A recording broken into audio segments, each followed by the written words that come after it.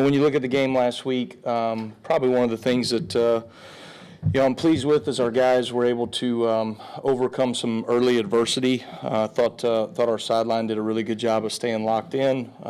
Thought our players, Tim Keenan in particular, did a really good job on the sideline. Had a conversation with those players afterwards. I kind of brought them and talked to them about how we need to handle things, and then right after Tim got them all together and thought, said the right things at the right time, right? Great leadership is great messaging at the right time, and I thought our players really responded well. Obviously the rushing yards in the first quarter, we had some unacceptable situations. We had two errors. One was a misfit, if you will. Just not taking the air out of your gap, and another one was we didn't have a defensive lineman that slanted properly and gave up two explosive runs. We got to create more overlap in the defense in those situations as well. But certainly a nice job the last three quarters from defending their run game. Starting the second half, going a 4 and out and a 3 and out, I think was huge. Kind of set the tone for the second half, and then only giving up 3 explosive plays to our 13 explosives that we were able to create as well. So some of those things are good. We have got to start the game faster on a more consistent level as a defense. Twice this season we have not started games fast. That when you play in the SEC, you cannot let other teams take the momentum early, and then you feel like you're fighting your way back. Credit our guys in the way that they were able to fight, but certainly something that we do not want to build a consistent habit for. So those things have to get fixed. Good teams continue to get better as the season goes on, and that will be the challenge to our guys as we face another good SEC opponent on the road. Missouri is doing a tremendous job right now, particularly on offense. They've got a very potent running game. They've got 2 running backs that are as good as anybody we have seen the last year and a half here. They break tackles, they're physical, they can make you miss, and then when they get in open space, they've both shown the ability to create explosive plays with their speed. So they present a number of challenges in that regard. I think their quarterback is operating at a very efficient level right now, completing over 75% of his passes.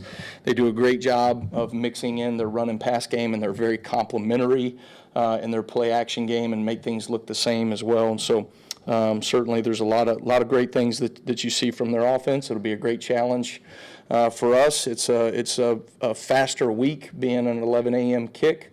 And so, some of those late games that you get on Saturday, you get an extra walk through some of those things being on the road, the time to travel. So it'll be a great challenge for our guys to turn the page to another great SEC opponent. So looking forward to the week ahead and having our players ready to go on Saturday. Thank you, Coach. Let's start with Chase on the far left.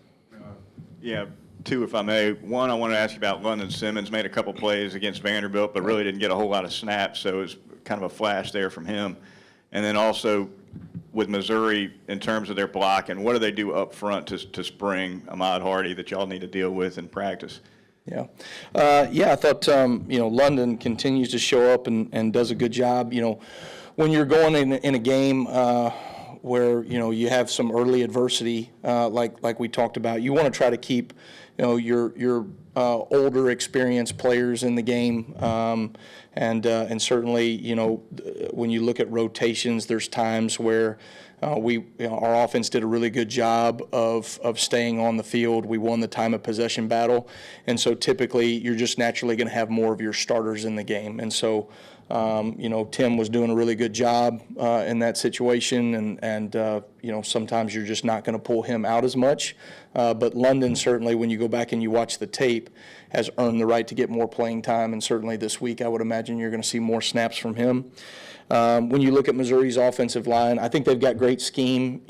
Drink has been running kind of that outside zone scheme since he was at App State. Does a really good job with it. They are able to create seams in the run game through different variations of zone scheme, and they've got some gap schemes that are pretty good. They do a nice job. And their backs, they break tackles. I mean, rarely does the first guy get either one of their first two backs down. And so you gotta swarm to the ball. You got to gang tackle. You got to be physical. You got to put screws on screws. You know what I mean? We talk about surface area being a huge piece to efficient tackling. So if you tackle a big back on, with just your shoulder and you don't put surface area body on body, you're rarely going to make the play. So those are things that, we've got to do at a high level on Saturday.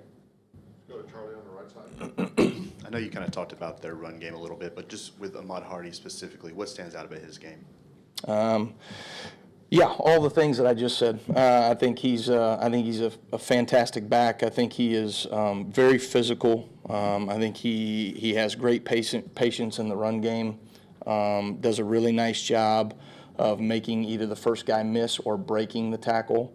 And then when he's out in space, he can create the explosive play, which, ultimately any great run team, when they're committed to running the football, it's like body blows in a boxing match, right? And those body blows continue to hit, and then all of a sudden you create explosive plays, and that's what they've been able to do efficiently to this point in the season. Go to Nick. Yeah, the second half against Georgia and Vandy, I think a total of 7 points that you guys have allowed over those two games. Has there been a common theme in terms of adjustments, or what has been the key there in terms of those adjustments at halftime each time? Yeah, I think,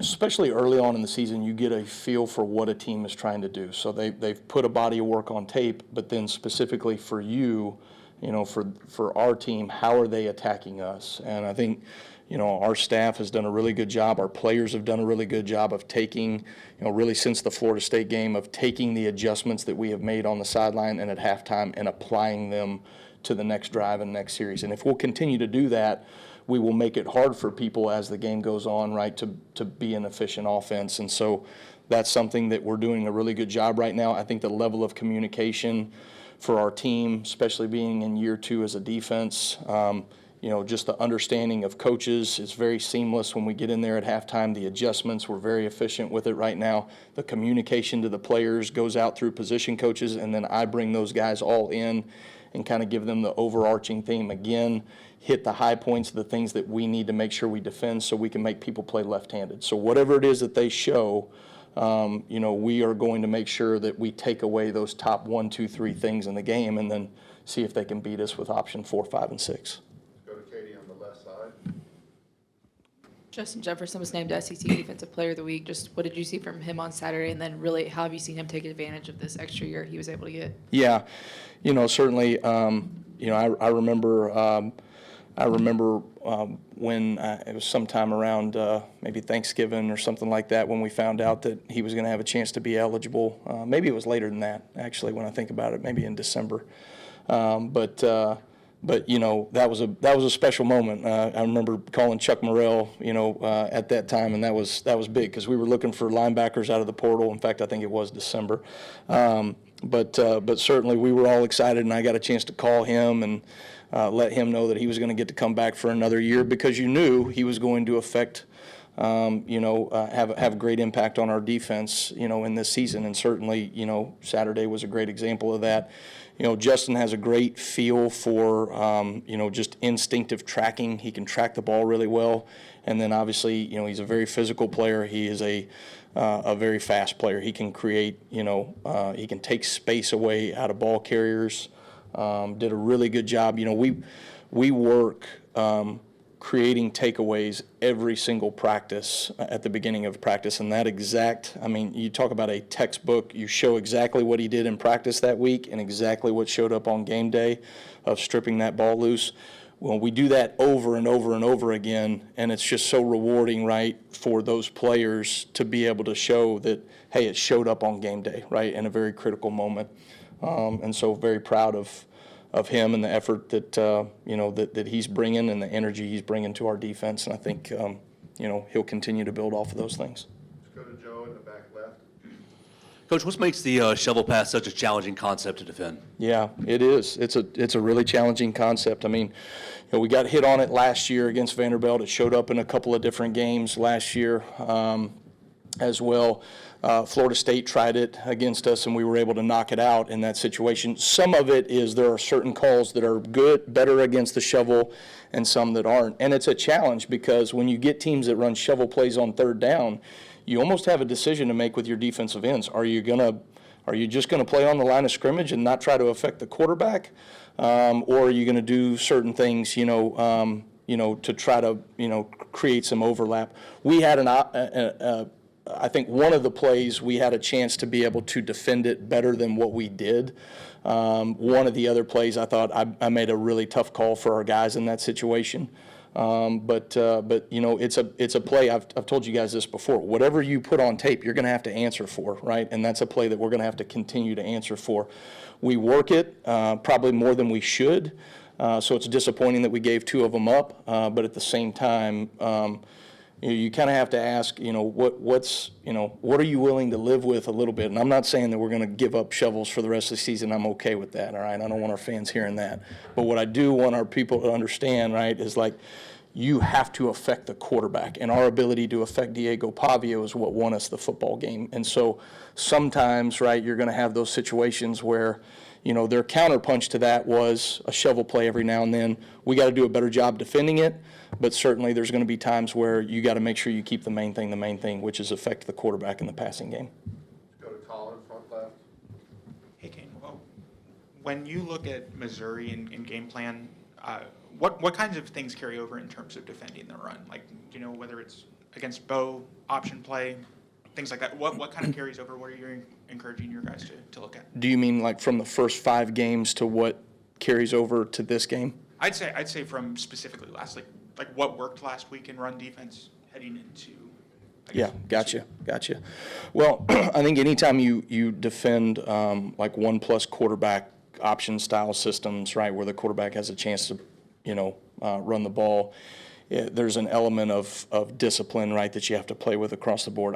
I think our guys, took some of the mistakes from the first quarter and applied it to the last 3 quarters of the game from a run game standpoint. There were some schematic adjustments that we made that gave us a chance, that we were a lot more disruptive in the run game as well. And so those are some things that, you want to create some overlap of the defense, and you want to, let our guys go play really fast. I didn't think at the beginning of the Vanderbilt game, as much as we stressed it, talking about playing physical, playing fast, not playing on our heels, we still, that first drive of the game, I did not think we were playing very aggressive. I didn't think we were playing very fast. And so, I told our coaches, like in those situations, like put the iPads down, take your headset off, and let's make sure that we get our guys playing really fast and physical. And that was, even Tim Keenan doing an example of that. And so when you look at the run game, a lot of it is just the physicality that you have to play with. And I think that's one thing that I want to make sure we keep on the forefront of our players' minds. We will make adjustments.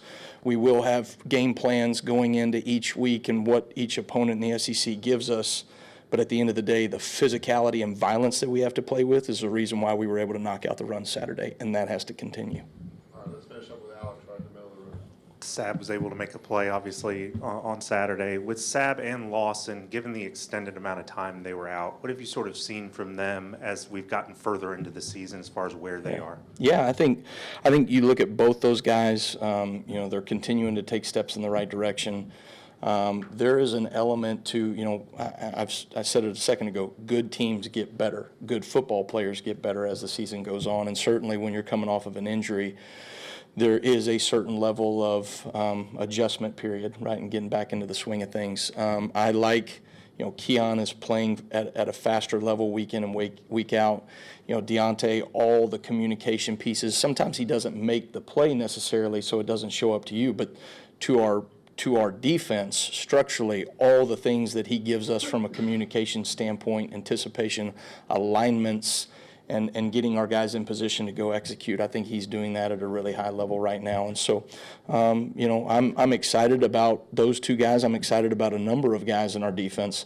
But whoever continues to take steps forward will be the ones that, that stand on top of the mountain at the end, right? And those are the teams that ultimately put in the work and the preparation the week of practice so that they can show up on Saturday. And that's certainly what we got to do getting ready to go to Columbia, Missouri on Saturday.